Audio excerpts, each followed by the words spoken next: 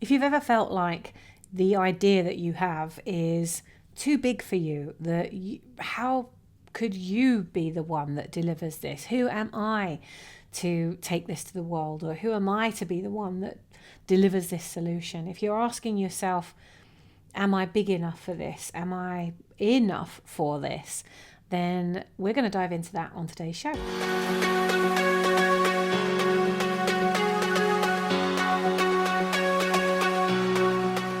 So today we're diving into the fear of not being enough, the fear of not knowing enough, the fear of not being ahead enough, the fear of not being big enough for the idea that you've come up with. And the reason I want to talk about this is because something happened this morning that I want to just raise awareness of, that it just made me think of this topic, and I thought it was the perfect way to bring this conversation to the show. So yesterday I was in the middle of my spiritual practice outside in the garden, and I was really in flow, loving the practice. And then I started to really itch. My left hand started really itching just on the kind of fleshy part at the base of your index finger where it sort of meets the V where your thumb is. And that started really itching.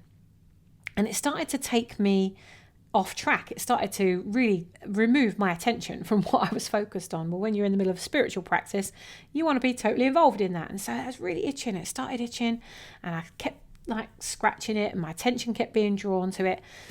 And after about 5 minutes, it had turned from being just red to there being a tiny, tiny little lump there. So I'd obviously been bitten by something, a gnat or something. And I thought, oh my gosh, how can something so small distract me so much? How can something so small take me off track? How can something so small get this much attention? And then it hit me. Wow. Aren't we saying this to ourselves all the time when we start a new project or we have something that's important to us that we want to take out to the world, or we want to support others with it, and we just think, oh, I don't think it's good enough yet. I don't think it's big enough yet. I don't think I'm big enough yet. I don't think there's enough there. Well, I just want to remind you that something as small as a gnat can make a very big impact and can get your attention instantly.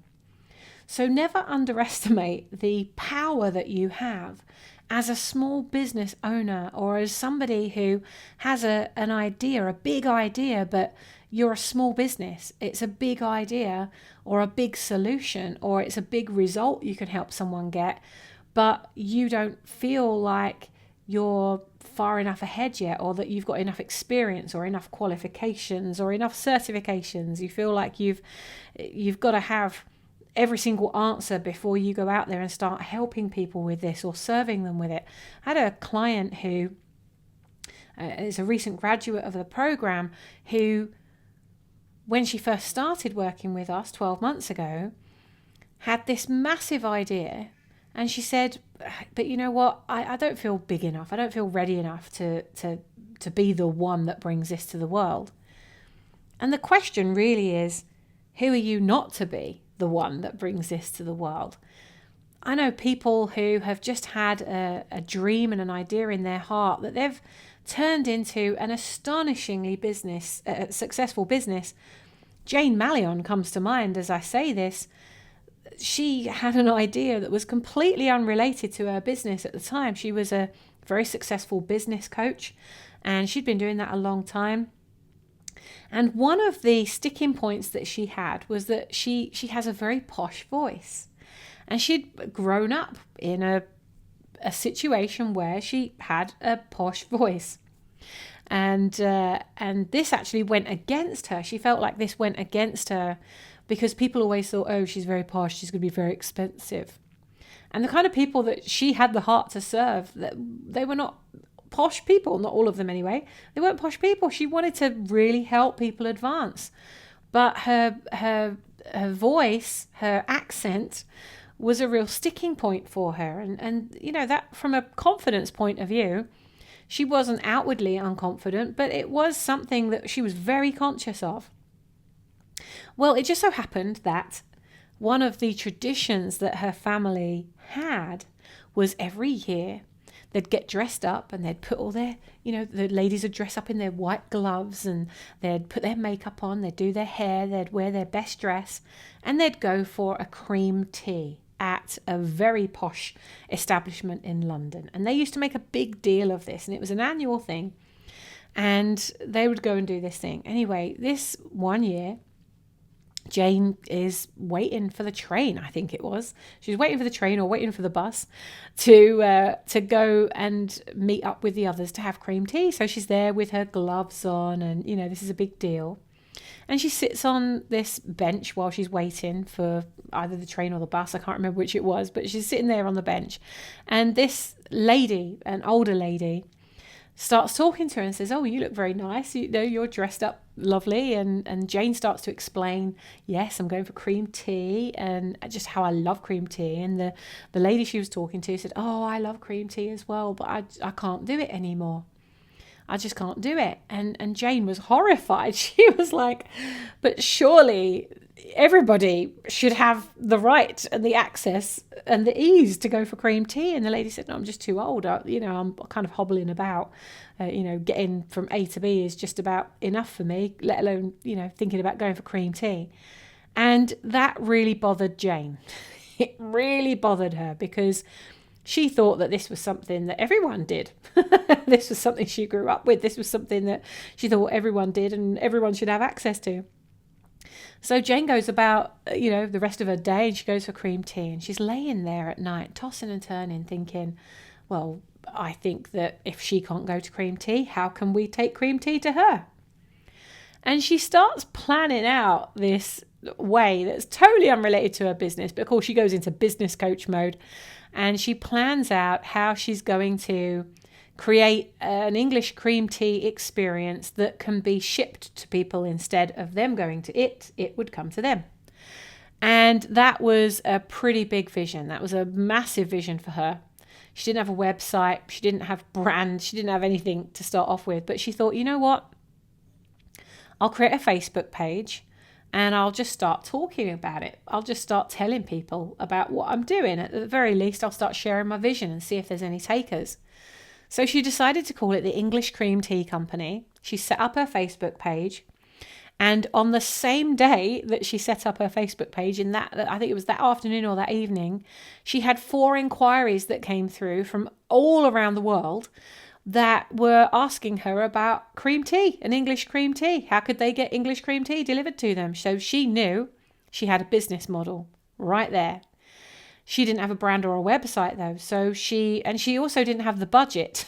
She didn't have the money to just plow into starting this new business. So she approached a designer and said, "Hey, if I give you some shares in this business, would you do the branding and the design for me?" And they said yes. And she approached a website development company and made the same offer. They said yes.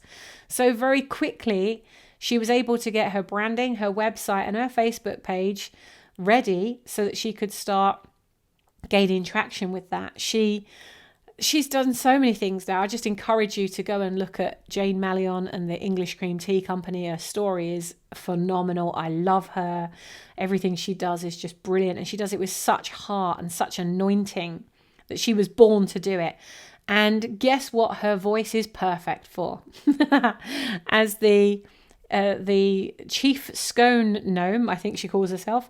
They have a lot of humour going on in their company as well, which is another reason why I love them so much.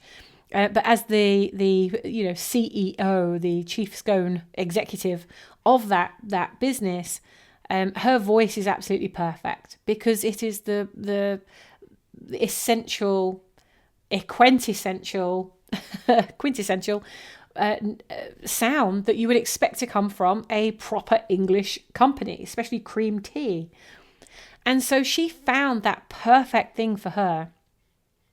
And that started off as a small itch, that just like that itch that started with me. It started as a small itch, talking to that lady, that became a big itch because she thought, what can I do about it? That became an idea that she started to talk about. And in taking action in having the revelation, being obedient to the revelation, taking action. She got confirmation, and then the blessing started flowing. People started coming to her and saying, oh, I can do this for you, I can do that. She's since become a world record holder. She's done so many things with that business. And Jane could so easily have been staring at the ceiling that night and said, well, we should be taking it to her. But who am I to do that? Well, there's so many thousands of people that Jane has now made an impact on. They have their own range of jams. They have their own range of teas. They've got their own range of scones or scones, depending on how you like to say it. She's got a YouTube channel. She's written a book on, I think that is the book, is it Scone or Scone? She's certainly talked about that on her YouTube channel. She's done so many things, and yet she could so easily have said, who am I to do this? So the point I want to make to you is, whatever calling you've got in your heart, if it is a calling that you believe is greater than you, that you would just love doing, it doesn't even need to be that you don't need to do some grand thing and build a global movement or a global business. It might be that you just have a calling in your heart that it's something that you loved doing. I read of a beautiful success story a few days ago of a lady who just always loved baking. And it was something she'd always loved doing. She loved baking. And she thought to herself, you know what, I need to make a bit of money. I'll start a baking business. She didn't have a kitchen to bake in. She was living in a very tiny apartment at the time. She didn't have a kitchen to bake in. She had enough equipment that she could get started. But there was this shop that she used to walk past every day to take her daughter to school. And this shop was like a sweet shop. But it had this window that didn't have anything in it. This window display, it just didn't have anything in there, and they hardly ever put anything up at it. And so she went in and she made a deal with the shop owner. Look, can I take that space in your window? I want to bake and ice my creations in the window so that people stop and they see me doing it. And that's how I want to start my cake business. And in return, I'll give you 10% of the profits. To be able to use that space. And so she was baking at home, and then she was going in, she was taking the cakes and she was icing them in the window. So people started to get to the point where there was a queue to get into this shop so that they could order cakes and wedding cakes and celebration cakes. And she started literally by just having an idea and saying, all right, well, I want to bake, but I haven't got I haven't got the the window. I haven't got the visibility. How am I going to promote myself? Well, why don't I go and talk to that dude down the road that's got a space in his window, and I could be doing it there, and maybe I'll get some orders. She ended up creating such a successful business that she bought bigger premises and then bigger premises and then bigger premises, and she ultimately then just became the face of the business and built a hugely successful business, employing hundreds of people. And that started off with a small idea. That started off with something where she said, what I've always loved doing is. So what have you always loved doing? Or what is it that you love doing so much with the thing that you've decided is going to be your idea? Because if you have that idea, then that's come from somewhere, and something somewhere wants you to explore that idea. And if that idea keeps getting stronger and stronger, and if it has become more of a calling to you than just an idea, if this has become something that you think, actually, this could be my purpose, or this could be something that I do en route to my purpose, like how to build a brand, was something that I started because I didn't know what my purpose was. I just walked away from a very long period of my life building 5 companies, burning out big time, having 4 near-miss heart attacks in 3.5 months. I had to do something different. I couldn't keep doing what I was doing. I exited that business. I find myself in France where my mum and dad had moved 20 years before. I'm living in one of their holiday cottages, thinking to myself, I don't even know what my next step is. I've got no money coming in. I literally didn't know what I was going to do or how I was going to do it. And I thought to myself, what do I love? What can I teach? What can I do? while I'm working out what this purpose is. What am I supposed to be here for?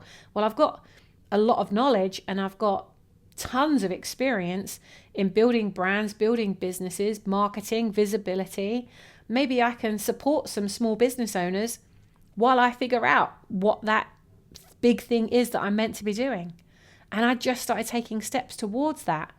And step by step, bit by bit, drop by drop, that became the world's largest brand building resource for entrepreneurs of purpose-driven businesses and small business owners of purpose-driven enterprises. And 10 years later, we've got thousands of resources, tools, trainings, replays, workshops, templates, so many things in that, that our members literally go to the search bar at the top and they'll type social media, or they'll type strategy, or they'll type brand or branding or podcasting. They could type any keyword related to building a business in any area, and they'll likely find something in our system that will help them to go and grow their business or accelerate from where they are to where they want to be. And that came over time, but that started with me just thinking, what can I do to help people while I work out what my purpose is? Of course, my purpose is moving towards me every day because I'm moving in the direction of it. It might not end up being the thing that is my purpose, but it doesn't matter because I'm taking steps. I'm taking action towards something. And what happens is when you have a big vision, or you have an idea that is very meaningful to you, and you start thinking about, well, who am I to do this? Or I'm not ready enough, or I'm not big enough. Well, if I'd have thought to myself, I'm going to build the world's largest brand building resource, I'd have said that too. Also, on day one of me deciding that I was going to build that resource, we did the research. We went to buy the URL, the website address, and found that there were 437 million searches for the word brand that we weren't showing up for. So there were 437 million pieces of content on the internet that were not ours, that were going to show up before we did because we were new. And I could have totally seen that as, who am I to do this? There's already thousands of people talking about brand and branding online.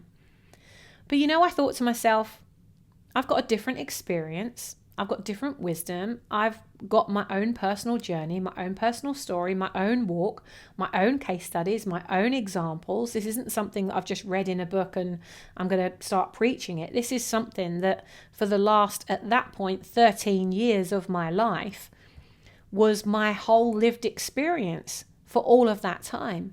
So it is going to be different. I can't be like anybody else out there because I'm not anybody else or everybody else. So I'm going to do this from my own perspective, my own experience, because that's all I can do. And so I started step by step, day by day. This is what I'm going to do. I had the vision for building the world's largest brand building resource. But if I'd have stayed in that vision, I'd have just got overwhelmed straight away. And if you are feeling overwhelmed with what you are looking at ahead of you, then maybe that's your issue too. Maybe you are so up in the big vision of it that you need to come back to step one. All right, I've seen what the vision is for this. I know what I want to build. I know who I want to build it for. But now I need to come back to day one and think, what is the first step? So the first step for me was, all right, I've said this is the world's largest brand building resource, so I better create some brand building resources. So I just literally thought to myself, all right, what are some of the most frequently asked questions that I have ever received in the course of my career around building a brand or how to build a brand? And I thought, I could quite easily come up with these things myself, but why don't I go on Facebook, go into a couple of groups where my dream client is ultimately, like business groups, small business groups where small businesses are hanging out, and I'll put the question in there. So that's what I did. I put the question into several groups. I'm thinking of doing a webinar on this particular topic. Actually, I think I'd been asked to do something already. I was asked to deliver a presentation on it. That's right.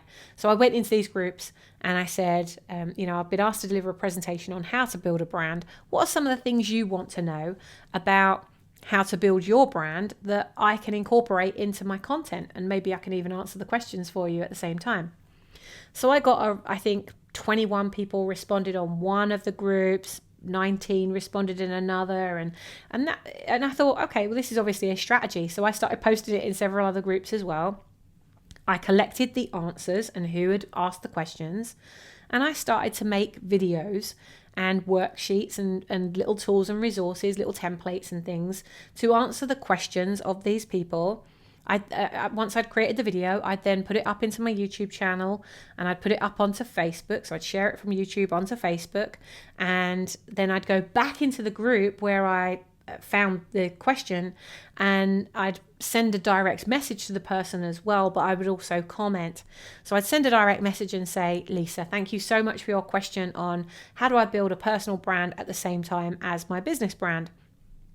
Well, I created you a video to answer that, which you can find here. So I gave her the link, and I'd really appreciate it if you'd share it across your social media channels, because there might be other people like you that also have this question. So Lisa then looks at that and says, oh my God, you created a video just for me. Share, share, share, share. So she starts sharing that everywhere. I then went into the group and I put a comment, because I wasn't friends with a lot of these people because I was just in the same group with them. So because I'd sent them a message, it had gone into their other box. They weren't getting it directly because we weren't connected. So I then went back into the group and I put a comment under there saying, Lisa, thanks so much for your question. I created you a video and I've also just sent you a message. Do look out for it. So she knew to then go to her messages to look for my message. So I was doing that and responding to all of these questions. Well, answering all those questions actually led to me publishing my first book called The 7 Reasons Why Customers Don't Choose You and How You Can Change That, because I was getting the same questions again and again and again. So what I'd done accidentally, not realizing at the time, was I'd come up with the brand. I'd then taken action to see if that was something people were interested in. By them commenting on it, that gave me the confirmation. And by me then taking action on creating the video, sharing it, and then asking them to share it, that created some enormous visibility around my brand immediately that I would not have had otherwise. And I started replicating that, and I started answering all the questions. And then I started on the end of my video saying, if you've got a question like Lisa, if I was doing it for Lisa, if you've got a question like Lisa on your business and how you can build your brand, make sure you put it in the comments below and I'll make a video just for you. And that really kicked off my whole video strategy. And I answered hundreds of questions by video. Now, at the time, when I was living in France, I was living with 1 meg broadband, so my internet speeds were absolutely horrendous. Remember, I'd moved out to France to have a break. I hadn't moved out there to start a global business. So I wasn't in a best place to be able to start that. But I found a way, and I thought, okay, so I can make my videos during the day. I can upload them all overnight when I wake up. Then I can promote them. So, all right, I've got to do it a day behind. But that actually had me being more strategic about what I was sharing, what I was posting, and when I was posting it. So the reason I'm telling you this is because there is always a way to make happen what you want to happen. And there are so many people who need you, who need it your way. Not the way that's already out there. They'd already be using it if they were looking for that from that person. But maybe all the solutions are out there, but they don't trust those people. Maybe the solutions are out there, but they don't have your story. They don't have your background. They don't have your expertise or your wisdom or your way of articulating it. There is something special about you that a certain audience of people will only buy from you. They won't buy it from anywhere else. They will only get it from you. So it's your duty to make sure you start showing up for this thing so that they can find you and buy it from you. So don't ever say to yourself, am I big enough? Am I far ahead enough? Am I worthy enough? Am I good enough? When you start feeling those things come up, just remember you are so unique. There has never been a you. There never will be another you. You are the only you that you have, and you're the only you that they have. So why not you?